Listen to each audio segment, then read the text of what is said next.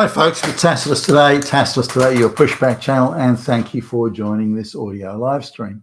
Please listen to this presentation as you would a radio broadcast. In this essay, I'd like to talk about self-deportation in the United States. Now, we know that there's over 25 million illegals in the United States, some of whom have been there for 30 plus years. There's probably a good 5 million that have been there for 30 plus years.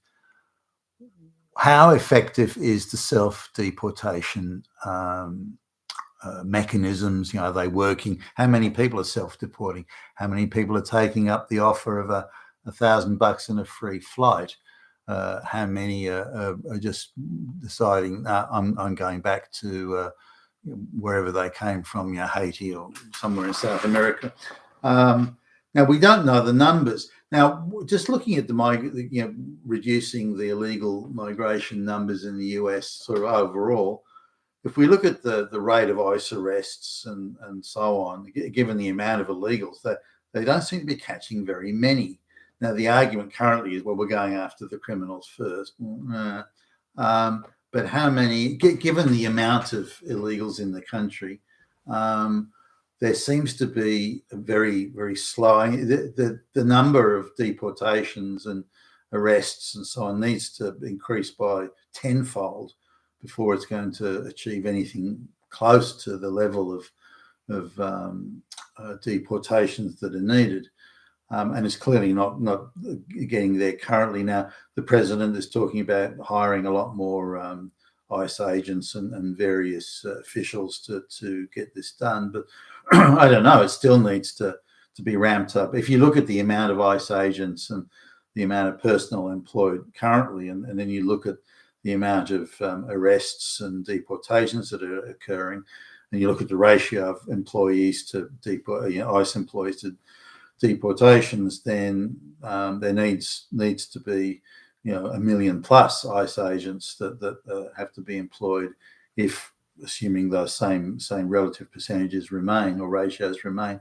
You need 1 million plus ICE agents if you're going to come anywhere near to the goals of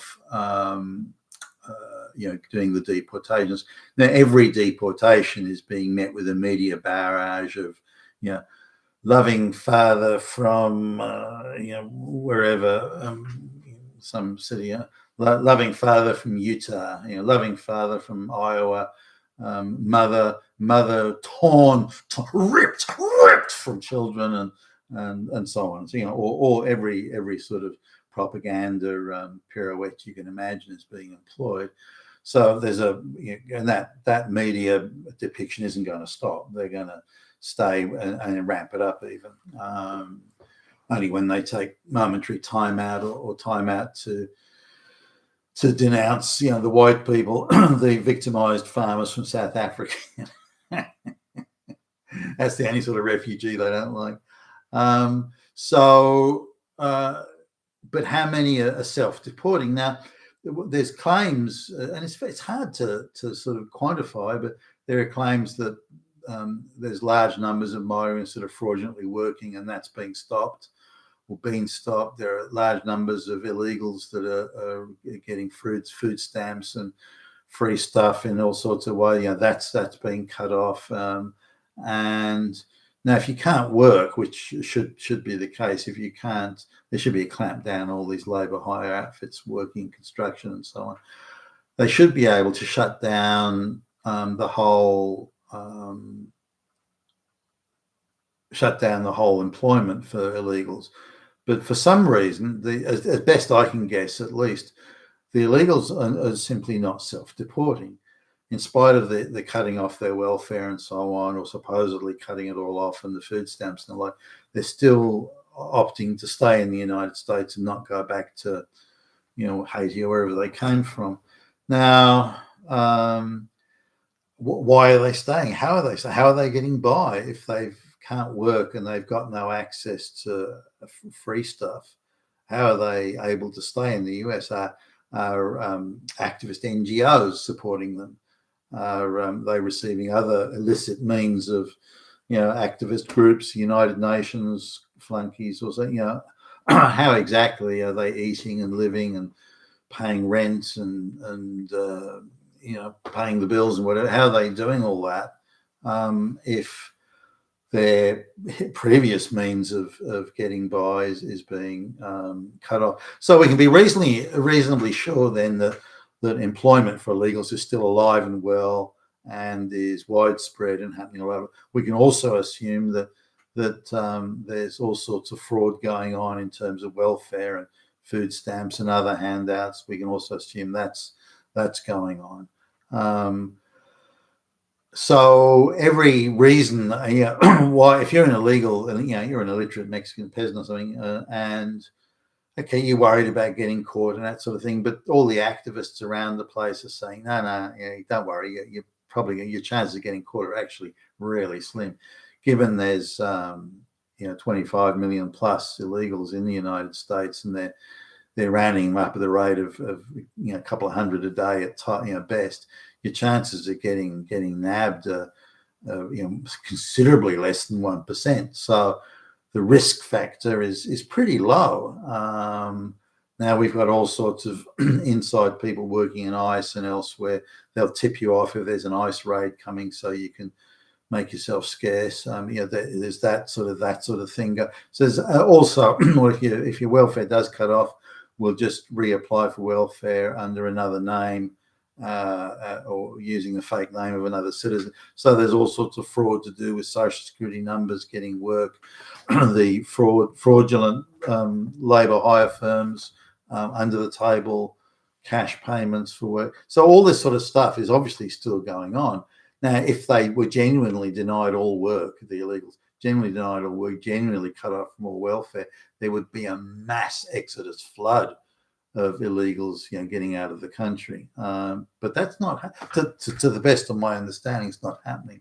No, I haven't seen numbers on it. I don't know if numbers even exist. But as far as I can tell, there's very little happening in that area. Very few people are self-deporting, as far as best I can tell anyway.